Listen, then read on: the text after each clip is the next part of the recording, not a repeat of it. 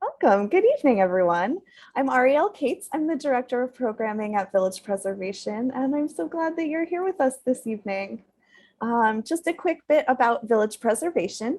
We have been documenting, celebrating, and fighting for the preservation of Greenwich Village, the East Village, and NoHo since 1980. We work to expand and extend landmark and zoning protections and stop inappropriate development while also encouraging appropriate development in our neighborhoods. We host roughly 75 programs a year, most of which are free and open to the public. Our events are meant to illuminate the cultural and architectural heritage, history, and depth, and the value of preservation in our communities. We are a nonprofit membership-based organization, so your involvement and support mean the world to us. You can learn more at our website, villagepreservation.org, and please consider becoming a member or making a donation if you're able at villagepreservation.org/donate. We are also so glad to join our co-hosts for tonight's event, the East Village Community Coalition. EVCC works to preserve the unique vibe of the East Village. It is a neighborhood that's home to a diverse population, low-rise human-scale blocks, affordable buildings with historical and architectural significance, a multitude of community gardens, independent local businesses, and a tradition of expressing creative ideas and social concerns. The East Village Community Coalition's retail diversity, zoning, and preservation initiatives help keep the East Village special. You can learn more at evccnyc.org. So we are here tonight because New York City is seeking to continue its outdoor dining program and make it permanent. While most residents understood the need for an outdoor dining program during the height of the pandemic emergency, which some might argue we're still experiencing, there are many concerns about the program, its expansion, and what permanent implementation might mean. In this program, we'll review our neighborhood's existing zoning, the changes the city seeks to make in order to make the outdoor dining program permanent, what details the city has shared about these plans, and opportunities for public input into this process. We'll also explore how other cities handle outdoor dining and address the equity arguments around privatizing public space. So for tonight's program, we're just going to focus on the big picture. We've received a lot of questions from you, so thank you very much for those, and our speakers will address those as best as they can. We are, however, going to try to focus away from individual businesses and establishments this evening. If you have questions, you can use the Q&A function, and if we can't answer everything tonight, we'll do our best to follow up with you in the coming days. So thanks for understanding that. So I'm very glad now to turn the evening over to our speakers. Laura Sewell is a longtime Lower East Side resident, the executive director of the East Village Community Coalition, and a co-founder of the Loisaida Open Streets Community Coalition, the grassroots group stewarding the Ave B Open Street. EVCC has long championed the small businesses of the East Village, advocating for retail diversity and supporting businesses who serve the needs of local residents.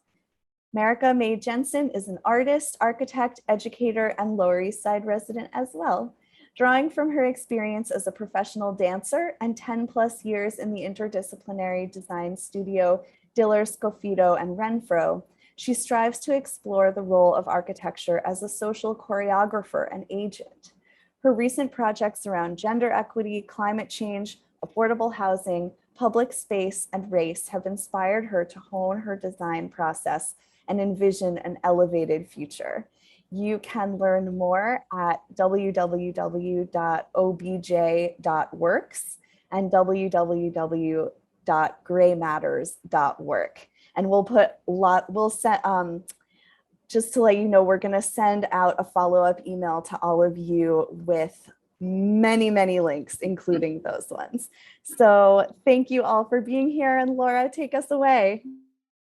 Great, thank you so much for that wonderful introduction, Ariel, and for Village Preservation for hosting the tech this evening.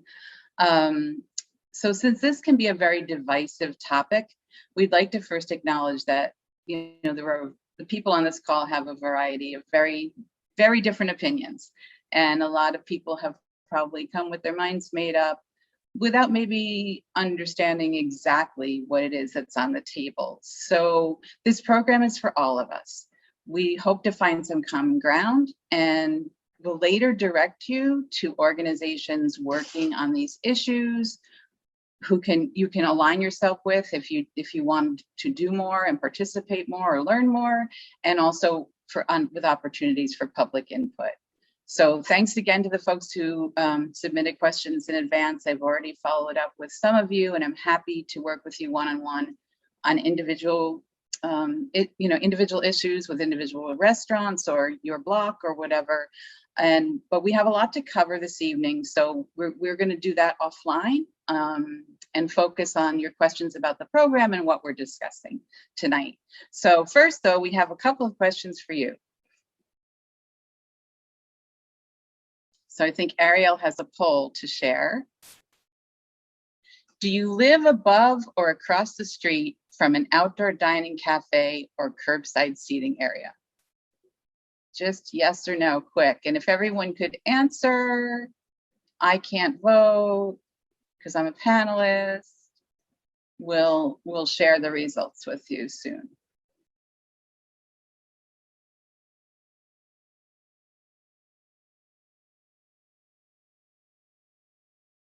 Let's give everyone a few more minutes.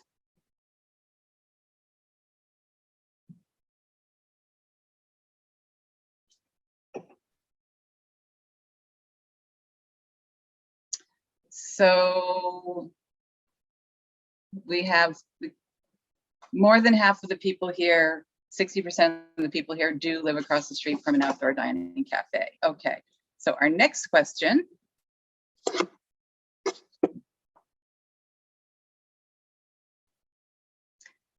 Do you support continuing the outdoor dining program exactly as it is now? So yes, no, or maybe. So that's exactly as it is now, as it has looked for the past year, or as it has evolved to this moment in time.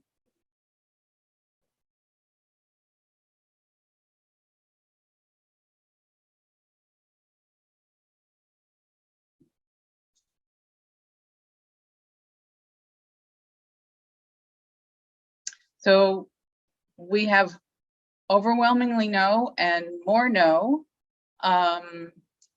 even more no's than people who are directly impacted. So that's an interesting starting point. Thanks very much for that, Ariel. We want to start with a few thoughts on the existing program, so we're all on the same page as to what's already been said and what's understood. So we could kind of relax about that and know that there is agreement. There are people working on these issues, and at least know that you've been heard. So Ariel's going to share a letter that Village Preservation actually wrote last fall. I think it's been updated a little bit, that can be found on their small business page. And again, we'll share the link to that with you later. Hello again. So I'm actually just going to read sort of like a summary of the letter. It's a little bit shorter, but we'll link to that and also to the letter. Let's see. At the height of the COVID-19 epidemic in 2020, the city allowed bars and restaurants to utilize outdoor space to accommodate customers who could not safely congregate inside. Several months ago, that order was extended for a year, and now the de Blasio administration is proposing to make it permanent. We at Village Preservation feel that outdoor dining was an appropriate response to a health emergency limiting indoor gathering, and presents some appealing possibilities for longer-term changes to our cityscape and streets. But the city's across-the-board, one-size-fits-all approach is wrong and fails to address real concerns about the impact of noise, smoke, etc. on nearby residents, health, safety, and sanitation concerns, pedestrian flow, the privatization of public space, as in sidewalks, and aesthetics.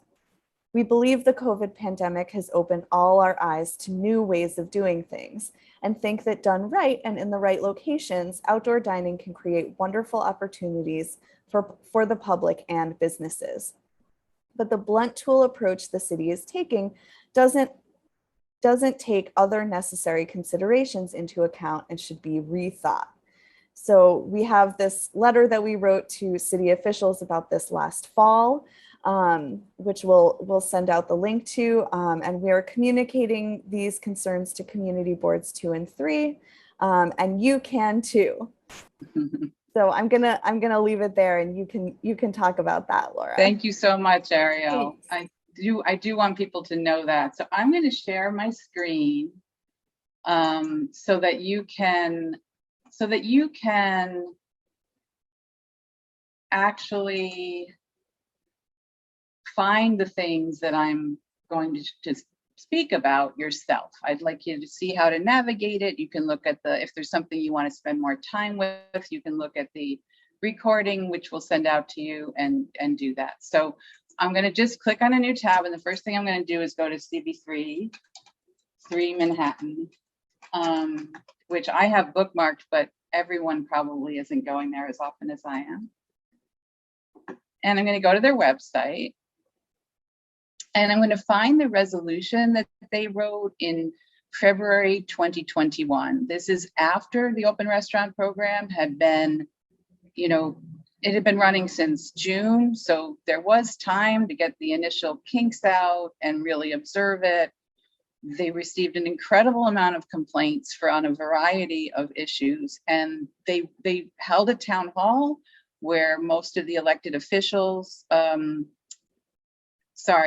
of the agencies came and sent a representative, so everyone was all in one place, and it really clearly identified where the gaps were regarding enforcement, who was in charge of what. This was a really big program. It came out of nowhere from agencies that are used to working much more slowly. They weren't all in agreement on certain parts of it, but they had to come through to make it happen. So what we found there, it very clearly identified at that town hall where the gaps were. And CB3 wrote it up, and they actually wrote a really good resolution. So to find resolutions, I go to meeting and vote records, and I happen to know that it was February 2021. So I'm going to click on that, and you're going to be able to find it.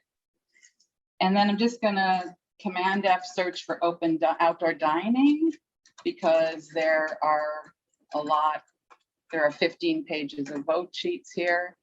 And that takes us to page 10, where you will see the resolution.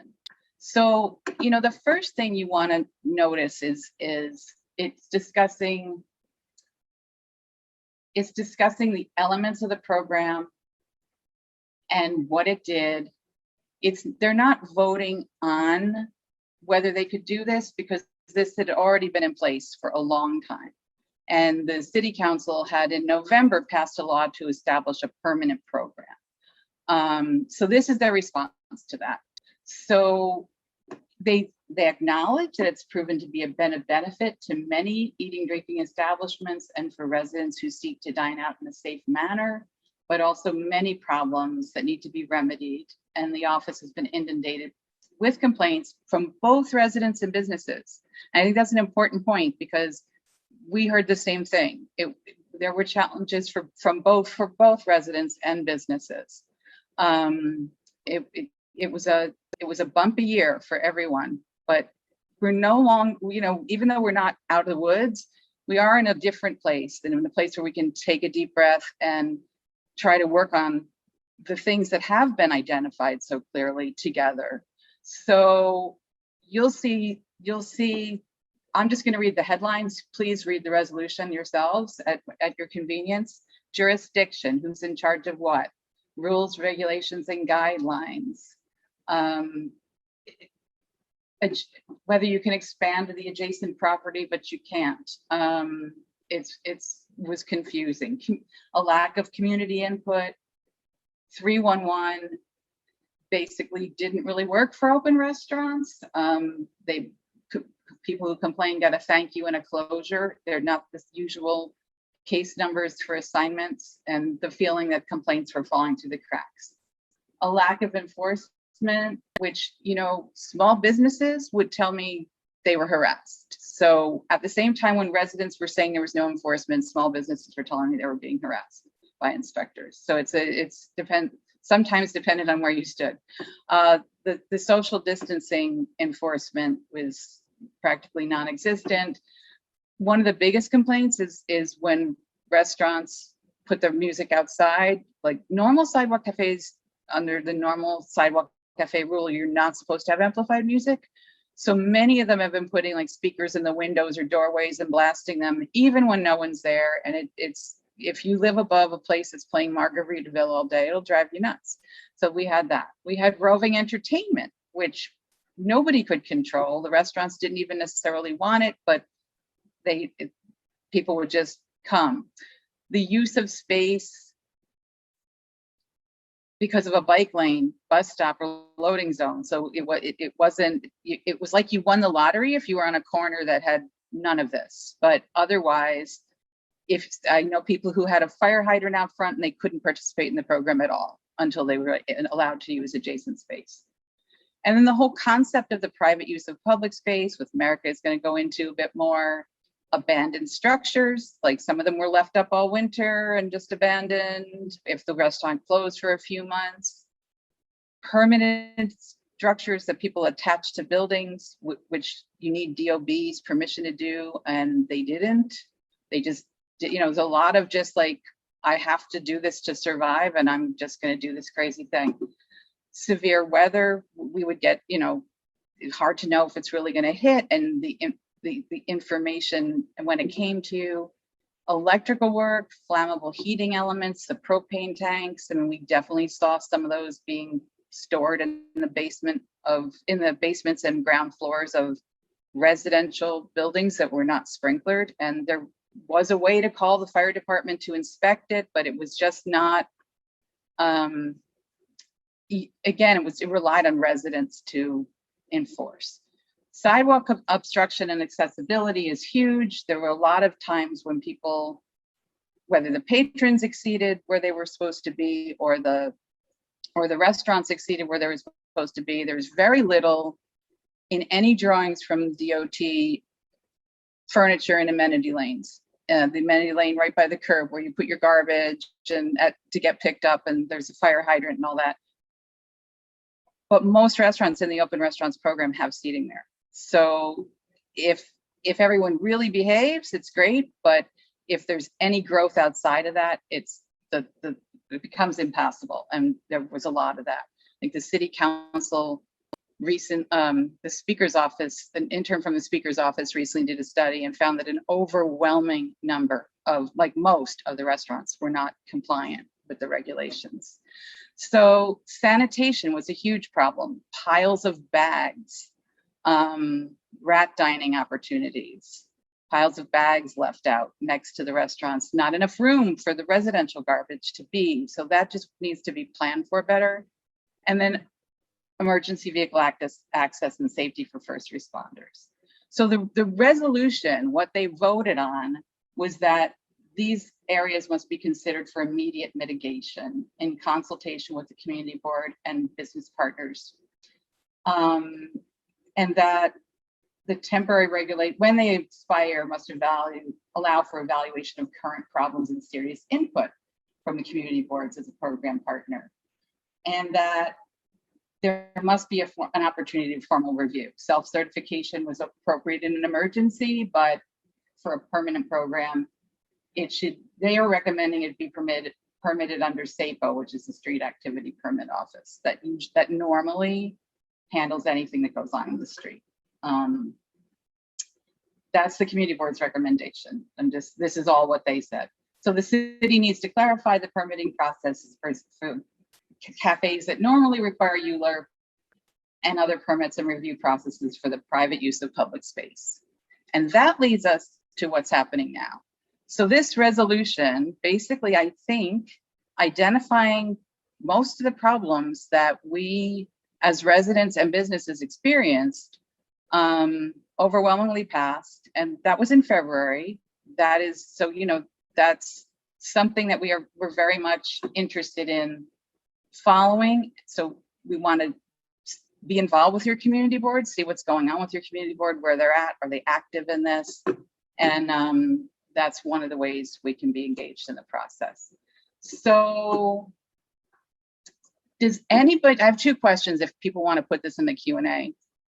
Does anyone have a problem, or, you know, I think we acknowledged also the positives. Does anyone have a problem that we did not mention in that resolution? And if you did, would you put it in the Q&A? I'm really curious. I think they got them. I thought they got them all. They got all the ones I heard, but I'd love to know if you have others. For sure. Are we ready to move on, America, you think? Yeah, I was just saying the list was exhaustive, so. It was exhaustive.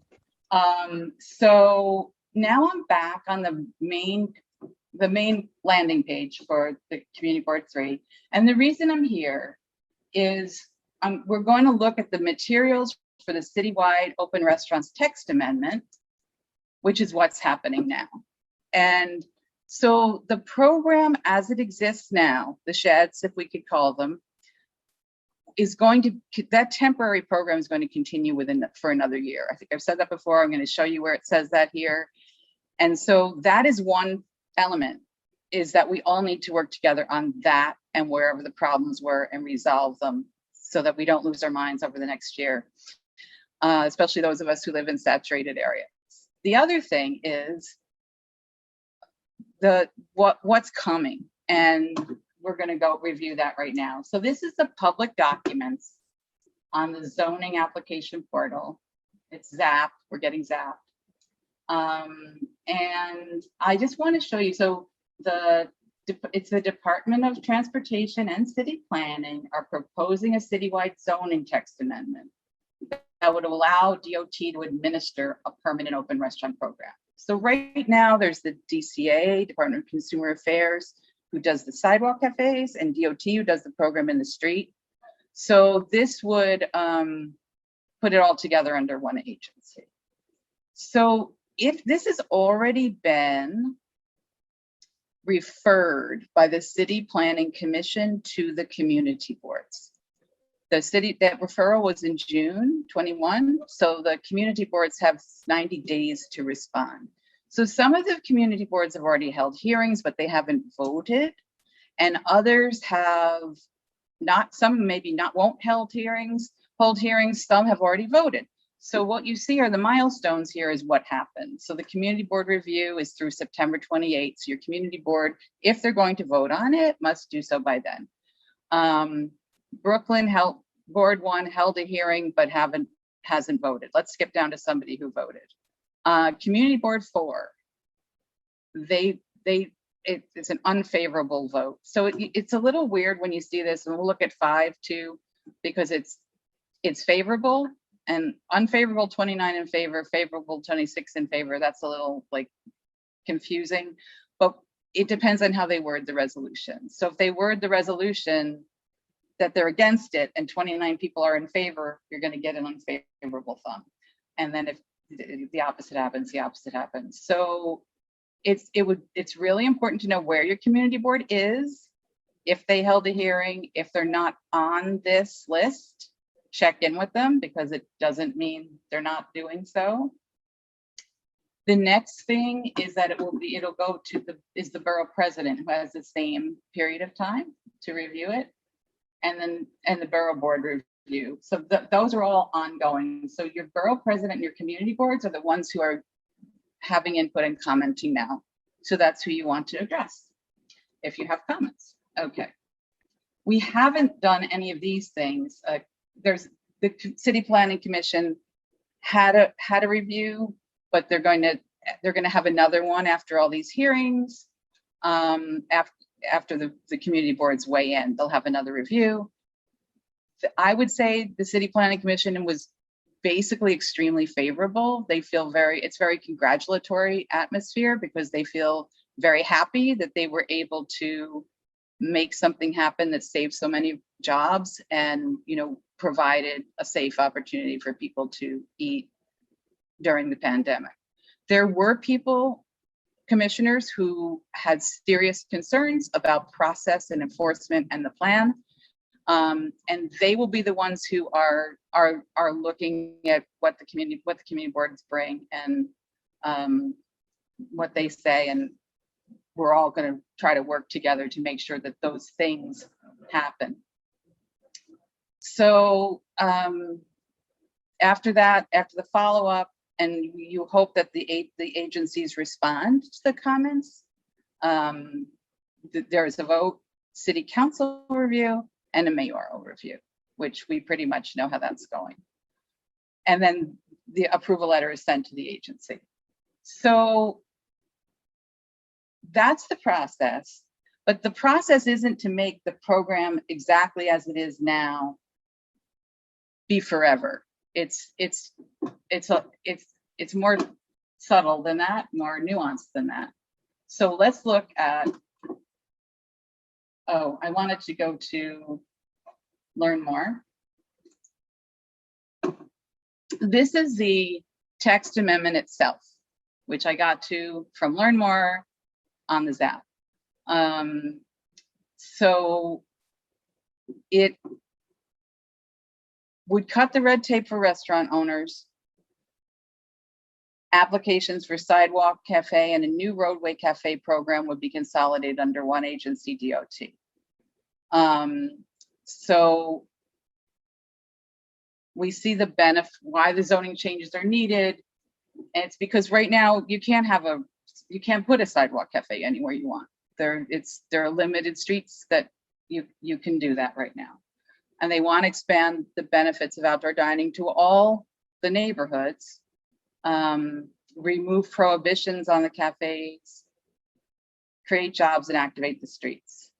This last line under the benefits, simplify and streamline rules under a single agency with clear rules and enforcement mechanisms, is something we should look at, because DOT is an agency that I enthusiastically partner with. The benefits and the community support for the open streets, the pedestrian and cycling program has been really a silver lining of the pandemic for many neighborhoods. And I'm in Queens, Brooklyn, and Manhattan. So the thing is, DOB makes rules, right? They make traffic rules. They say where you can turn, how long the lights are, what the speed limit is, but they don't do enforcement. The police enforce DOT's rules now. So for the open restaurants program, that wasn't going to work. It was just way too much information, and not an agency, the police department, even with traffic rules, they're kind of probably going to let you slide if they've got to chase a guy after a guy with a gun. It's a matter of priorities and how they work, and also just what we want our neighborhoods to feel like, right? So the biggest part of this is, if there are going to be clear rules and enforcement mechanisms, let's hear about them. How many inspectors will there be? When do they work? Do they just work at night when the restaurants are open? Are they going to show up at noon when the restaurant's closed and, not see anything? What's the budget for that? So those details seem to be completely missing from this plan. And I think it's something that's really essential to see fleshed out, because nobody would sign a prenup like this. They're saying, oh, just give us the text amendment, but we don't have all this information. When I read the document, it seems like the main agenda of this zoning resolution is to eliminate the geographic restrictions, but they're not really spelling out very many things about how they're going to administer anything. Is that right? Is that something that they think that they're going to bring later? And it seems like this. Well, I think that's a big part of the problem. I think those are the questions some of the commissioners had back in June, and you would hope that they're responding to that, and we'll have a more robust plan when they return after the community boards weigh in. And then we're also going to see a little more opening up the dialogue, because it doesn't seem like they're being very clear at all about anything. Right. Well, and we're going to see their presentation that they made for CV3 next, which will have a little more information, but I don't disagree with you. So this is just a description of the text amendment on the city planning site. So this is not from DOT necessarily. So there's a Zola map here, which shows the existing sidewalk cafe restrictions. I'm not going to go there here because DOT conveniently embedded it in their presentation to CV3. So we're going to see it there. So again, the benefits are a single agency to go to with a clear set of design guidelines also, which is something we've heard over and over again. It's kind of all over the place right now. And the restaurants were confused. So many of them just sort of built their own restaurant, like they just sort of built a version of their restaurant in the street, which sort of defied logic. A lot of them were so enclosed. I would have rather been in the restaurant, but if this is what happened. And I don't think that was ever the intention. So we're going to go back again to CV3's website, and we're going to go to the DOT PowerPoint presentation. I'm just looking at my time here. I think I'm on target. So this is for permanent or open restaurants, and this presentation was given in July. There's also there's a recording of the meeting on CV3's site, but I'll just say the meetings have basically been, they've had a lot of very angry people who haven't had the chance. They don't feel like they've had the chance to voice their frustrations and their complaints. They don't feel like they're being heard. And a lot of people were like, oh, NIMBY's gonna NIMBY. There are a lot of people who just think anything that opens the street is good. I know I have friends who went to that meeting who were afraid to talk because the atmosphere was a very pitchforks. So I just want to keep going and say, I think this will help a little bit, just talk about what's really happening. So first of all, I kind of groaned when I saw this opening slide, because while it shows a really lively, colorful open dining restaurant on an open dining street, which is different from the pedestrian closures, pedestrian cycling closures, with a really diverse crowd enjoying their experience. This has to be okay, I'm not going to say what the loudest corner in the East Village is, but this one's right up there. So that was sort of a trigger. And then the temporary program, I don't know that it was so cheap. It was easy to sign up, but people spend a lot of money on those sheds. And there were shortages. You couldn't buy 2x4s. You couldn't buy reflective tape. You couldn't find an umbrella to save your life.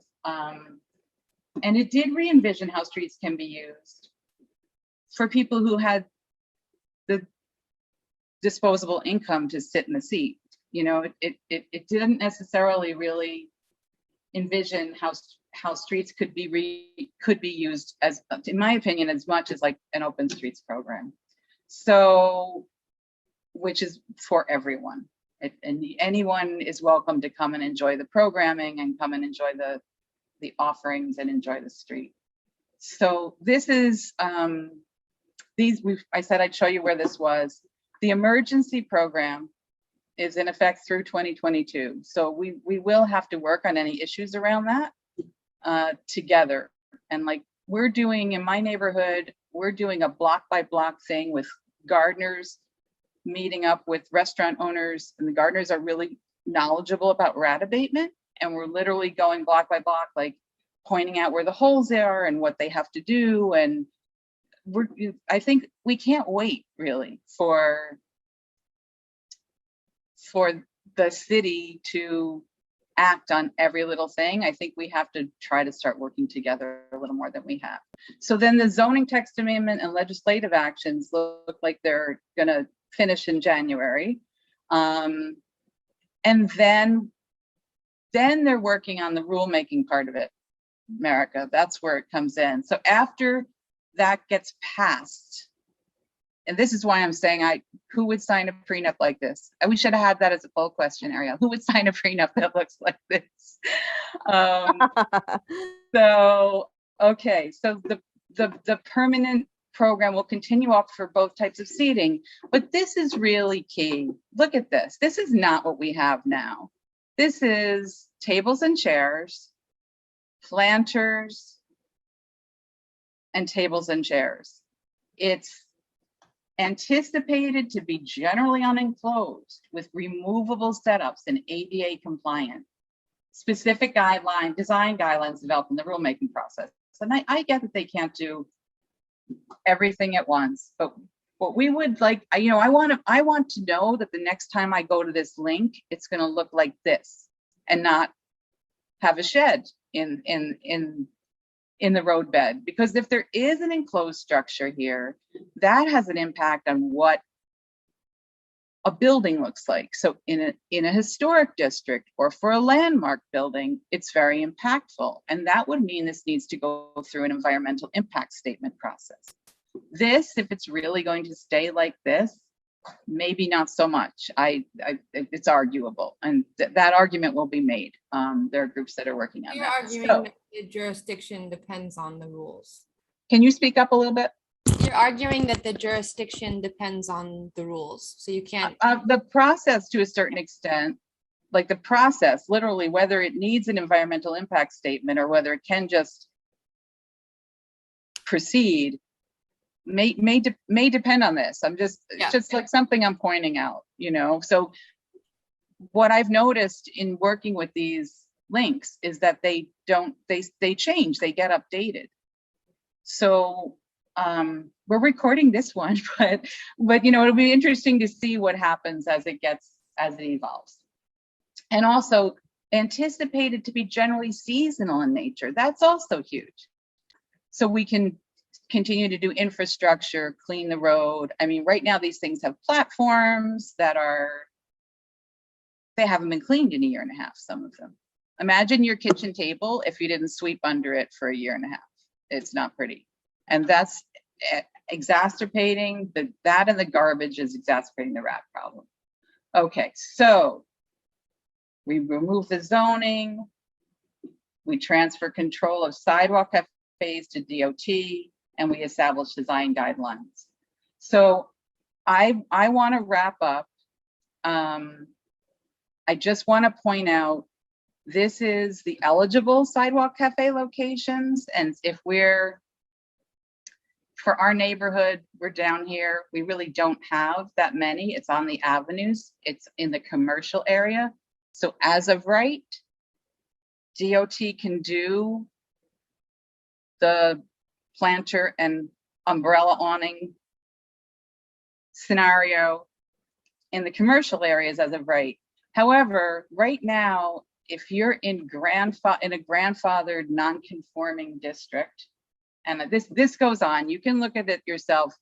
I'm just going to not get into too much detail because I don't think there's too much detail here. I don't necessarily know what all this means of what the proposed newly eligible sidewalk cafe areas. I'd like to see a map that looks like this one that shows me what it's going to look like. I think the average person can't look at a map and then at a bunch with lines and then at a bunch of dots and put it together and get a good visual picture. So one of the things I'd like to see is, what does it look like this? And then they simplify the cafe types. You have the enclosed ones that have been there forever. And the clear path requirements, this is all something that there's no service aisle, so it all gets chipped away. But this is all here, and I think that it's clear enough. I'd like to just move on to the really key thing, which is in our neighborhood. This is there is something on CV3 website that's a Excel spreadsheet that sort of describes this, but it's hard to visualize. So what it would do, the ZTA, is if you're in the commercial area, okay, DOT can do it as of right. But what they can't do is they can't go here. All these blue stores are grandfathered non-conforming. And it's funny because we love all of our little retail shops in the East Village, like 9th Street or whatever. They're amazing. But they started by a lot of them started. And if you look at 9th Street, it has some that are allowed. And they're all allowed, and they're allowed to continue as long as they remain rented. But they started as like live workspaces with a shoe repair guy in the front who his family lived in the back, things like that. Not impactful at all. With the economic history of, New York's fiscal crisis and the people abandoning their property, and then the devastating crack epidemic that the crack cocaine epidemic that decimated some of our neighborhoods, we ended up with people coming in and buying out mom and pops. And these people were absentee. They didn't live here. They didn't have the same investment in a commercial tenant that would let them go to sleep at night or let their kids do their homework. So they really just wanted the most rent possible. So we had an acceleration of eating and drinking establishments because zoning doesn't distinguish one or the other. But if they're there, they can't expand. They can be there, but they can't expand. They can't go to the second story, they can't go to the basement, and they can't go on the sidewalk or into the curb lane. So the zoning text amendments would really change the character of the neighborhoods in the residential side streets. And I'm using the East Village as an example, but it's very much true in the West Village and other areas as well. So this is a thing we should be focused on. We should be focused on seasonality, things that aren't built up. Is a one-size-fits-all solution really appropriate for neighborhoods like ours? Because that's the intention, and that's what your community boards are voting on, not whether there be sheds or not be sheds, whether this zoning text amendment goes through. And we've already seen a lot of speculation, a lot of bars and restaurants looking at spaces they never would have considered because they're going to get all this extra space. And we all know that's not going to be free.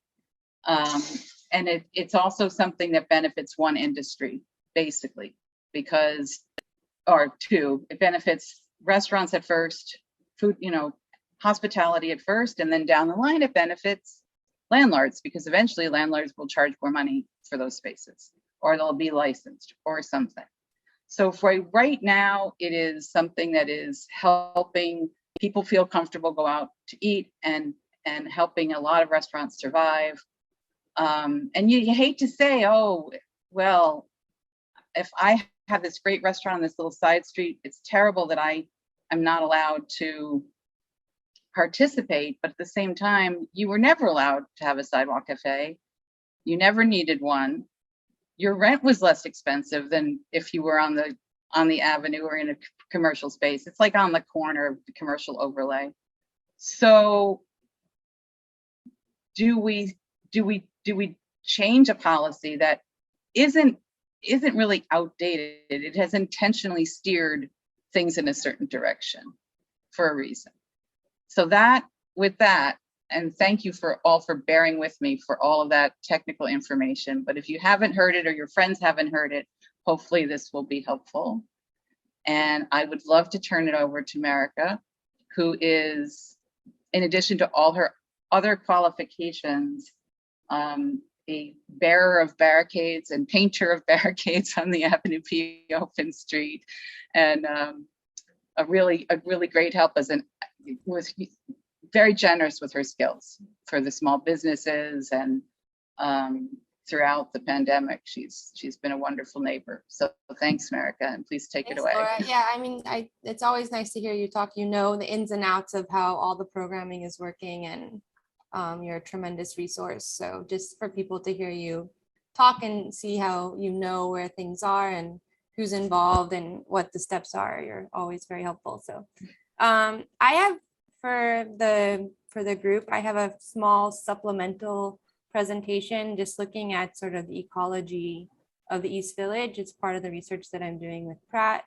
looking at the neighborhood, and we thought maybe this would somehow frame up part of this argument. It's a little broader than just the restaurants. It's about public space and land use, but I'm just going to quickly go through a few slides and show sort of the relationships of public and private in East Village. I know that a lot of people here are probably from the West Village, but the makeup of the neighborhoods are very similar in terms of their scale and density. So the work will be relevant, I think, to everyone here.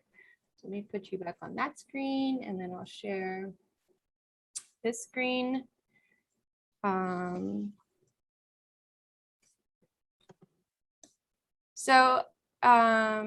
This is a drawing from Noli. He was an architect and surveyor in Rome back in like the 1700s, and he made America, can you just speak up a little tiny bit? Yeah, sorry, I'll talk louder. Oh, Yeah. no.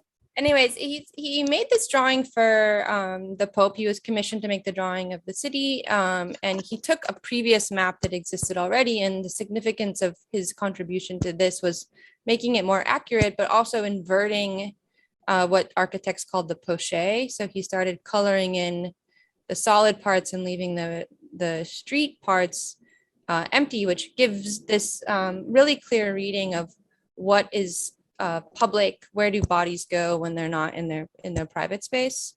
And I am doing a similar exercise in the East Village. And I think the motivations for these ratios, which are technical and not that interesting, are just looking at how land is used and who is it used for.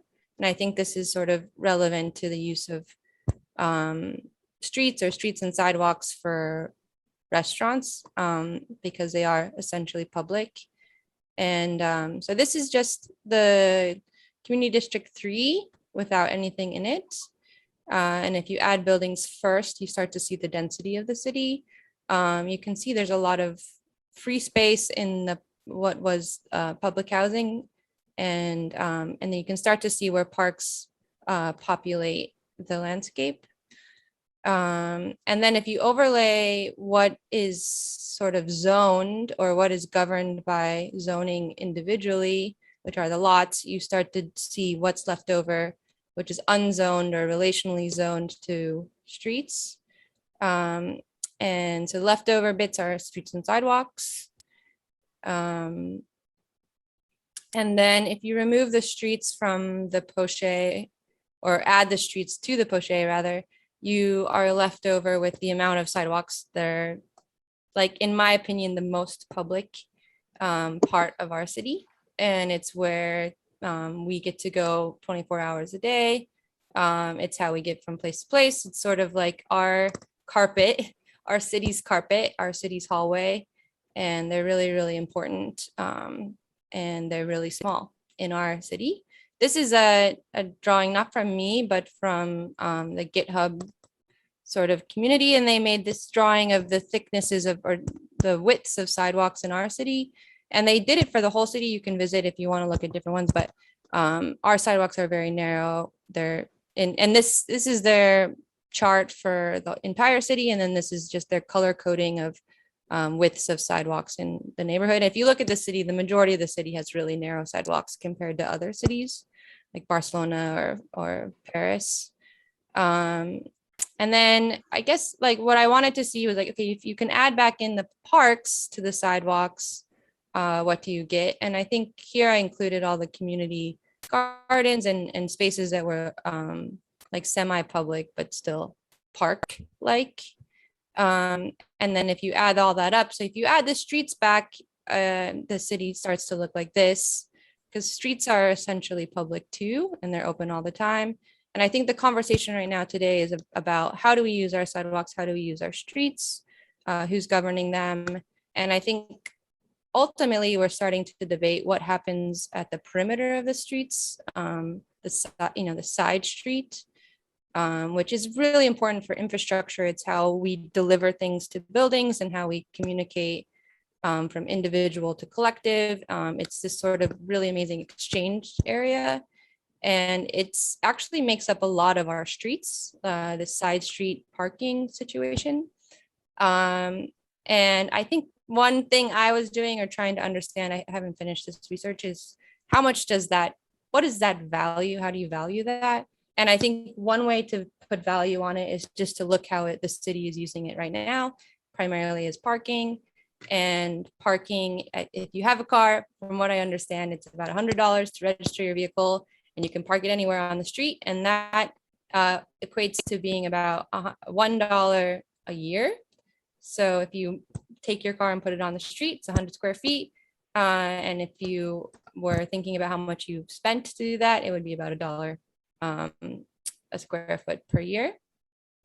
But if you think about this as real estate, it's much more expensive. So I think it's just important for people to start recognizing that there is value in the sides of our streets. They're important for moving things around, but they're also really important as places and how they're used. And I think assigning value, assigning use to these spaces is really important. And I think that the city can start to try to frame that up in the way that they zone the area. And then I just quickly, Laura and I recently, just by chance, were in Paris individually. And we thought it was interesting because so many people reference the new open restaurant program being similar to Paris. Oh, it's like Paris. So like we're in Europe, we're putting restaurants outside, which is really great.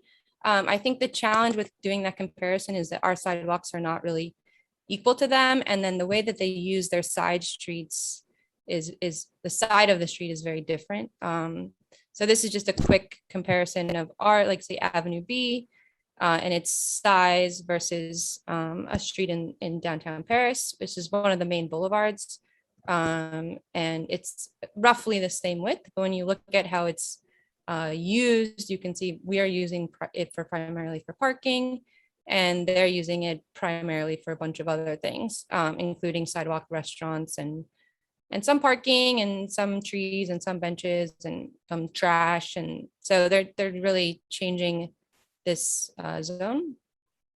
And then I don't know, Laura, if you want to talk to these, just took a few pictures of some of the sidewalk cafes there. This was 2 weeks ago. Right. I think the biggest takeaway for me were these awnings, because I know restaurants do need to cover themselves, and everywhere in both Lyon and in Paris, they had, and it might be regulated, I'm not sure, they have these retractable awnings, which are really elegant, that oftentimes attach themselves to the building, that sort of go away when they're not needed for sun or rain. So that was my biggest takeaway from looking at their. Well, one thing while you're on this slide that I'll just point out is, the sanitation issue was very, very different because the government picks up all the garbage, commercial as well.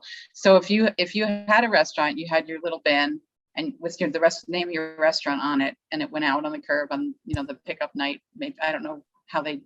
I was talking to restaurant owners about how they handle garbage on my vacation, but basically it's not these, you don't see these piles of bags on the street anywhere. So the idea of some sort of container, and I think we've seen a few in even just around the neighborhood where there's the rat problem is bad.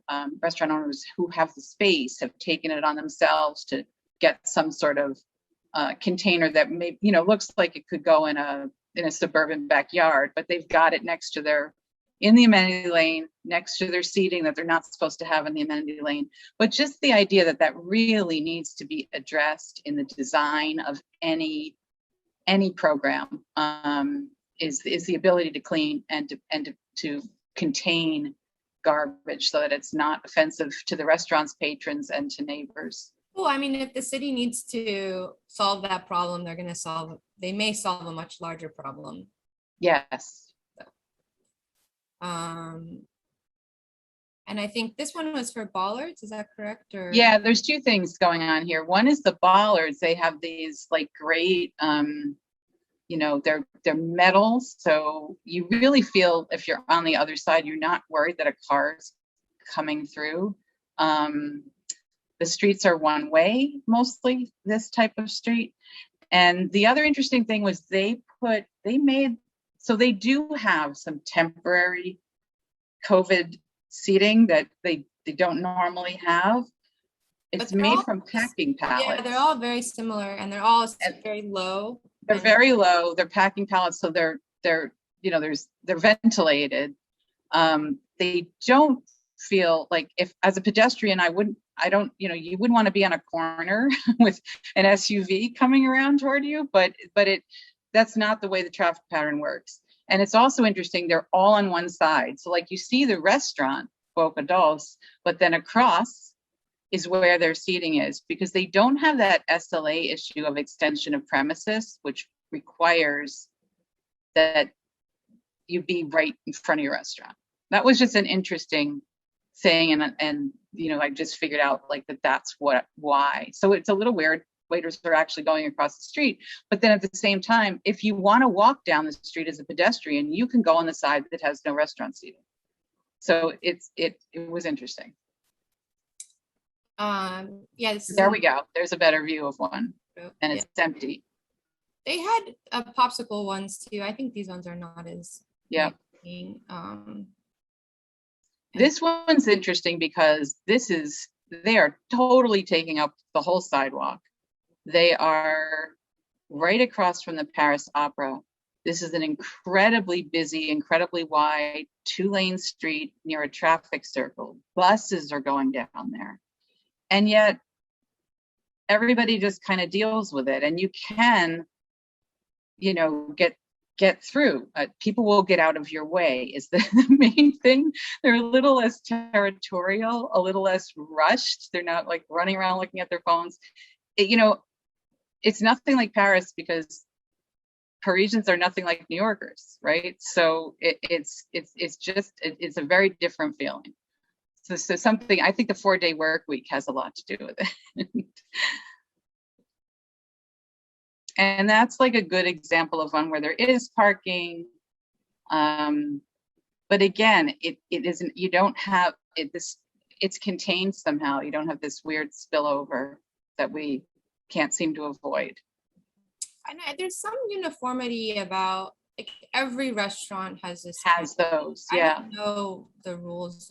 No, I didn't get that far. I didn't get that far. Every single restaurant has a retractable canopy. Well, it rains, so you need them, but they tend to not have the heating, and it's like much colder than here. So it's. But there's a uniformity to the way that they cover. They're all the same. Yeah. And things can roll down from the sides. If it is raining really hard, things roll down from the sides so that you don't get the driving rain. But yeah, it was all very interesting. Yeah, this one is the same. There's another one with a nice big wide sidewalk, again with the bollards, that you're not afraid someone's going to careen onto the sidewalk and in their car as they also like self-contain. And then they also self-contain, so they do keep the clear pedestrian aisle that way. Yep. Here's someone just left their self-containing thing right in the middle of the passageway. I thought that was kind of interesting, but ideally they may have just been setting up or taking down or something. But ideally there is plenty of room. Yeah. Because there's such a wide sidewalk. And then you can see, this is the temporary all on one side, and then the temporary retractable awning. And again, the sidewalk protected by the bollards. It's so orderly. It's funny because, I mean, the bistro chairs, you know, as furniture is also pretty standard. I know there just seems to be more uniformity. Here we have a really wide plaza. Okay. And yeah, some things we back up for a second, America. Some things are universal. Amuse yourself, but respect the peace of the residents of this quarter. That's the only one I saw. That's the only one like that I saw, but clearly they needed a big poster. So okay. And here's a glamour shot of the retractable awning. Like, look at the hardware on that thing. So it comes in, there's the the rain guard comes down, and Yeah, yeah, it disappears into some, nothing, like, right? transformer that can do everything. Pretty amazing. I just threw this in there. It's not really that relevant, but it's supposedly the largest bike lane in the Oh, world, cool. where 2 lanes of traffic are dedicated to bikes. Yeah. And it's one of the main arteries of the city, which is pretty cool. So they're collecting cyclists instead of distributing them on every street, and sort of giving them their own highway, which I thought was pretty smart. And then we tried to collect the different sort of organizations within the city that are participating with or adjacent to these programs. So I think we already went through the community board minutes. But there are the topics pulled These out. are all the topics that were addressed. And I think the purpose of this is just let people know there's a lot of people working on it, and there's lots of ways to participate. And yeah, different angles. And I know, there are people who need to drive. You know, we have one of our volunteers on the open street is a driver who needs his truck for work, and without him, we couldn't have done what we did with the open street. He was hauling wood, he was hauling barricades from borough to borough. So there needs to be a way for people who do use their vehicles, especially for work, to be able to find parking. There needs to be a program for residents of a neighborhood to park. I don't think, I'm not, you know, there are ban all cars from Manhattan folks on this call and on this list. But I respect that car, yes, it was brought up, car owners pay taxes too. The question is how we value our public space. And I think America's comparison was about,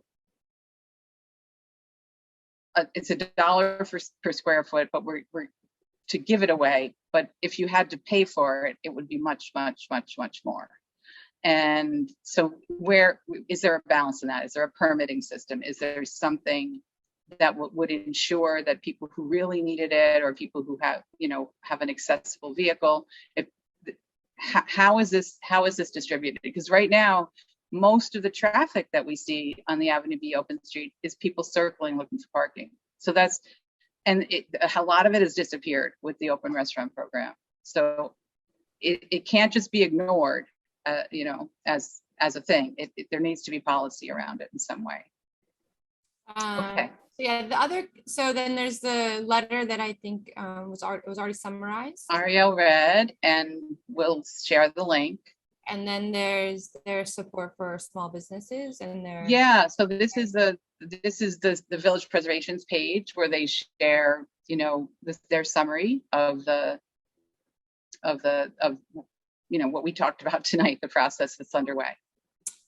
And then this is something that I was just collecting, which is the city's sort of development or evolution of opening public space and their governance of it. So kind of it started in 74 with the first open street, and then moved into summer streets, and then plaza programs, open restaurants, and open culture are new. Yeah, we did a weekend walk on Avenue C that was amazing. We had sod and pony rides on Avenue C through the weekend walk program. So those are all sort of on hold while we focus on open streets and open restaurants. But the summer programs I think people generally are very receptive to them, and they're on areas that aren't really being heavily used. So it's great. The other Transalt is another very active participant in this with the city lobbyist. Laura, you know more about it, but the campaign is basically to repurpose 25% of current driving and parking space, and create more park-worthy space by 2025. So you can certainly go to Transalt's website if this is something you're interested in, and follow. There are petitions, there are ways to get involved and organize in your community to pressure the city to work toward a better use. And by cars, I think, you know, it is not just parking that they're working on here, but just, do we need all the car space we have? And the other weird thing that happened during the pandemic, I sound weird, but it's people bought a lot more cars. We have more cars on the road than we're used to, especially when we saw how empty it was last year. It's a very, very different feeling. So this is their campaign, though. If you'd like to follow up with them, they are doing the work in that realm. And a lot of their proposals have to do with safety too. So sort of modifying. We have an absolutely ridiculous number of traffic fatalities in the city and in serious injuries, and people just speed, and it's road rage is a real problem. So yes, they are municipal parking garages. That's a great. You're right. I think that would be losing them. Yeah. You're losing them. Okay. Laura found this. It's amazing. I know Dante, but it's a nice read if you're interested. He's sort of summarizing the challenges of public space and suggesting that the city, because all the departments are sort of all overlapping in this realm, it may be helpful to have one department within the city that's sort of stewarding. It's a dream. It's a dream. But it's a good dream. Yeah. And DOT is territorial, and and Open Plans does really amazing visioning work. And a lot of his article is quoting from their proposals. And then Families for Safe Streets, Laura. Yeah. And Queue Up. So Queue Up is a relatively new organization with members who are made up of block associations that are active in the outdoor dining discussion. So if you're interested, there are two things. You can check out their meetings. You can also see if your neighborhood is represented within their member organizations, and maybe get involved with people who are in your neighborhood who have these interests. And then last one, I don't know how EVCC is not on that list. Oh, I'm sorry. Yeah. You've heard enough from me already tonight, but I, of course, am happy to work one-on-one with residents who residents and businesses in the East Village. We have the what'sopeneastvillage.com map that has current hours and specials for as many local businesses as we can list, which is a lot. And we've been keeping that going, and it's been a good loop because it works with Google. So they get updated even if they don't do it themselves. But we'd be happy to help. And let's leave a few minutes for Q&A. Yeah, I think we can be done. I'll stop sharing.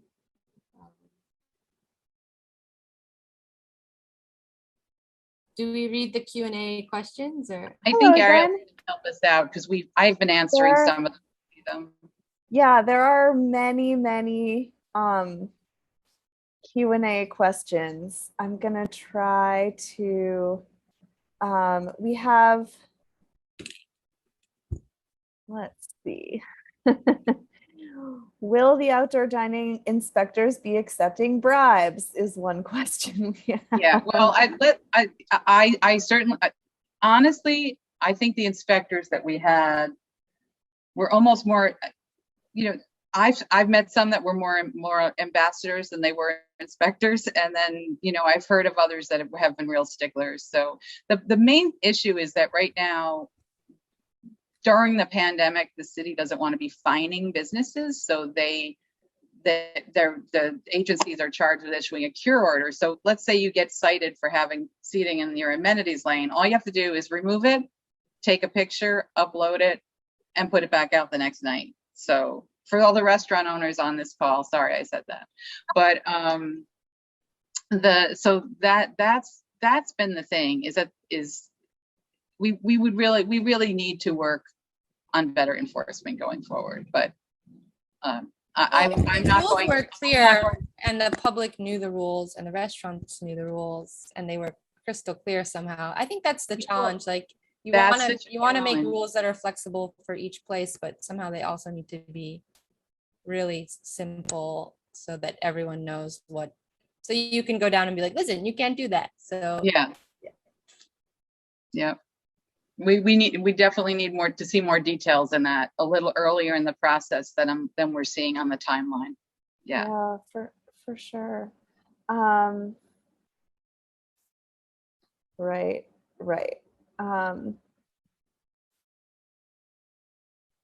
Let's see. Kate wanted to know what time the sidewalk dining areas in Paris close.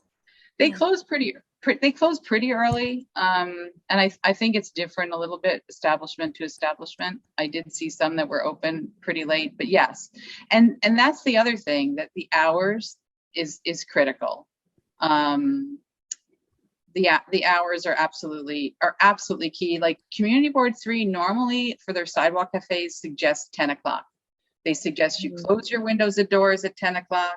These are the standard stipulations for a liquor license. Windows and doors close at 10, sidewalk cafes close at 10. Are there any stipulations on when they close now? Because it seems like the bars are open really late. So stipulations are just a little, might be beyond the scope of this because they're case by case.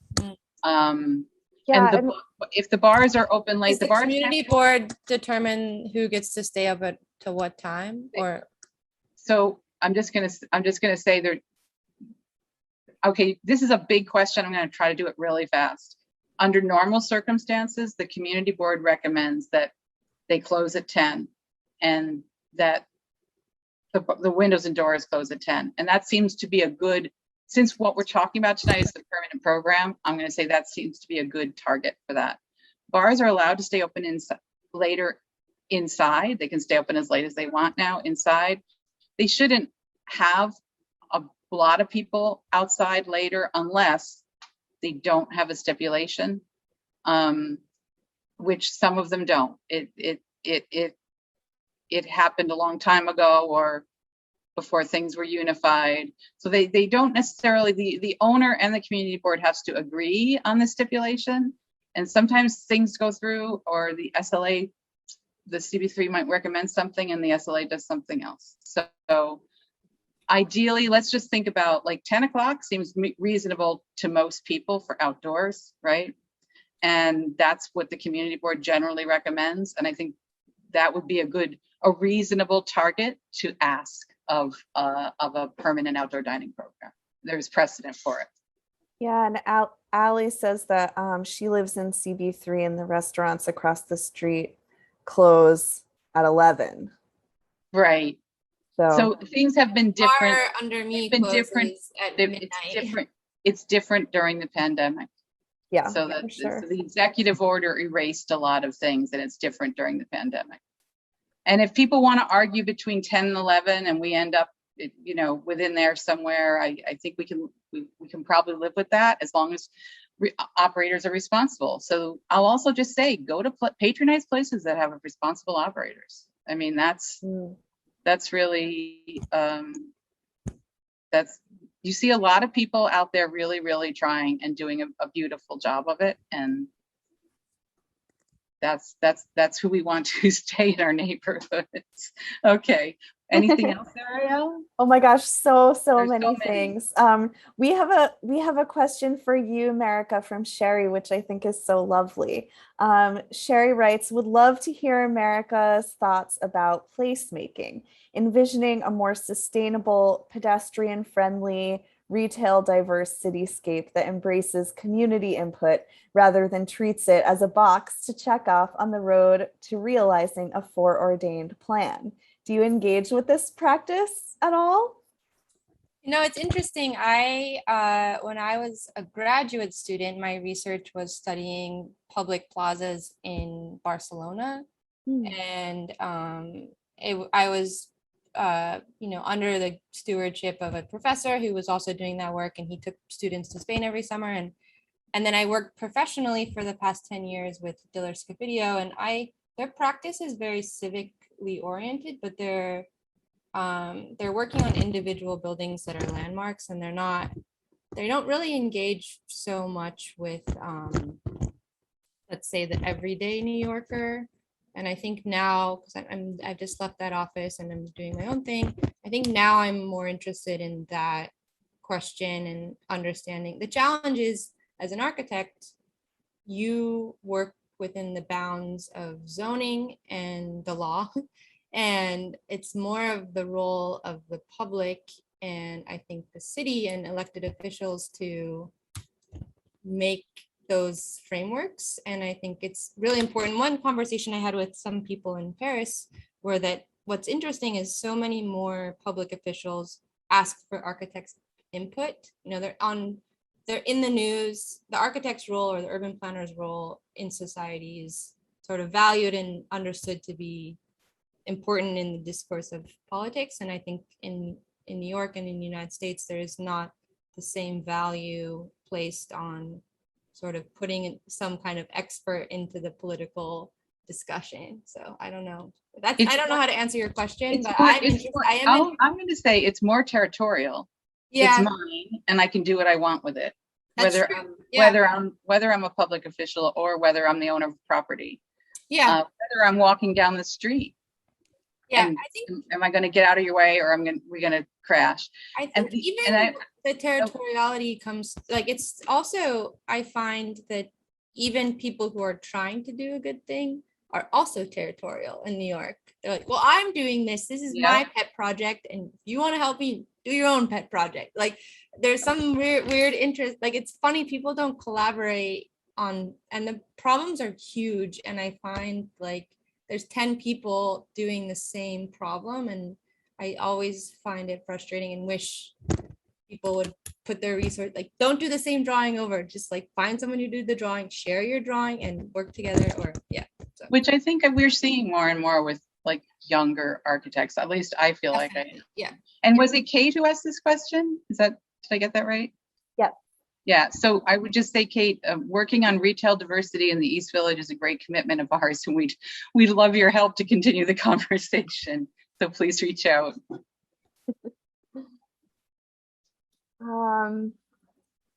Yeah, I guess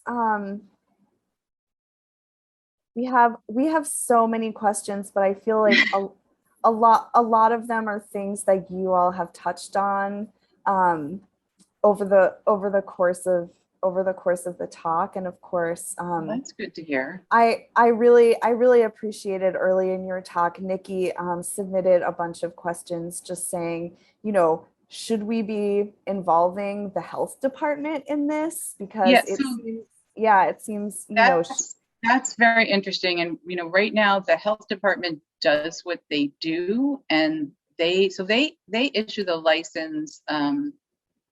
They issue the license. Without a health department license, you can't apply for open restaurants. You have to have it. But bars have it too, because you pretty much need a food service handling license, even if you just, like, all you do is serve a maraschino cherry or slice a lemon. So there's no distinction between bars and restaurants. And I think the health department is doing their regular inspections. I mean, the standing water and things like that could be something that is the health department's purview. I mean, I wonder how many... Nikki's point was for COVID safety, just because some of the structures that are built outdoors are not, like, don't actually follow. I totally hear you, but the health department doesn't have jurisdiction. The DOT has jurisdiction over what's in the street, and DOB has jurisdiction over what's attached to a building. So, and those are both complaint-driven agencies, right? Especially DOB. DOB doesn't just go out and randomly inspect stuff.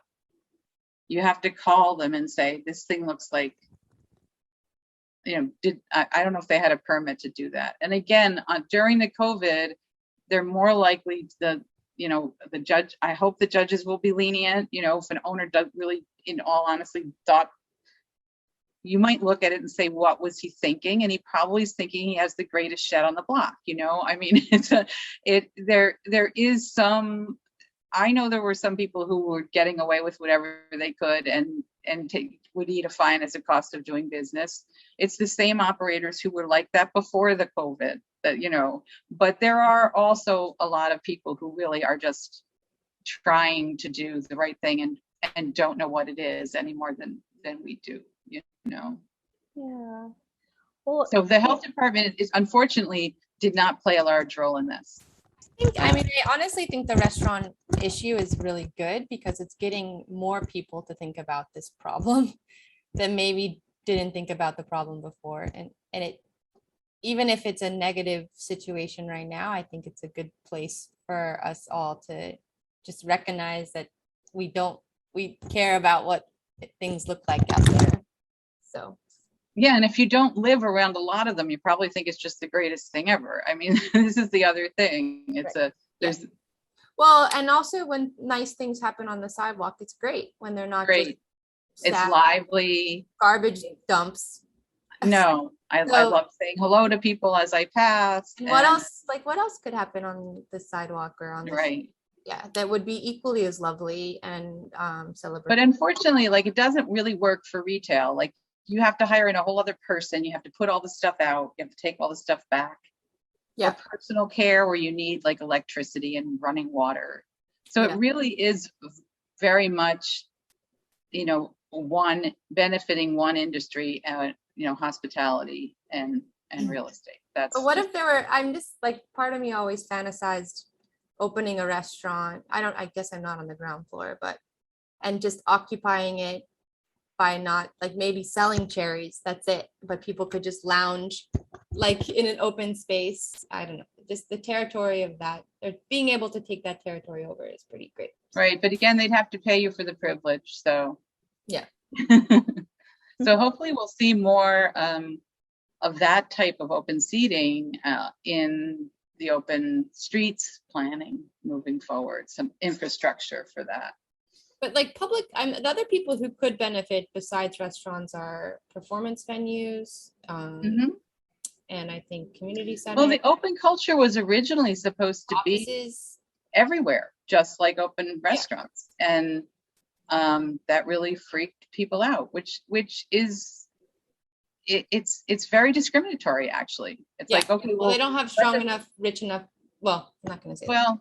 It's discriminatory. The idea that that arts organizations, especially of a certain stature, couldn't self-police is kind of hard to comprehend, but it's what happened. So we'll see about that going forward too. Well, we have about 20 more questions, so I'm gonna call us now for this evening, but Laura and Marika, thank you both so much. I'm gonna send you the whole transcript of everything. So great. Everybody, thank you so much for being here with us. Keep an eye out. We're gonna send you about 1,000 links and all kinds of other things. Yeah, thank you. And if we didn't get to your questions, we will try to follow up with you. Yeah. So thanks again.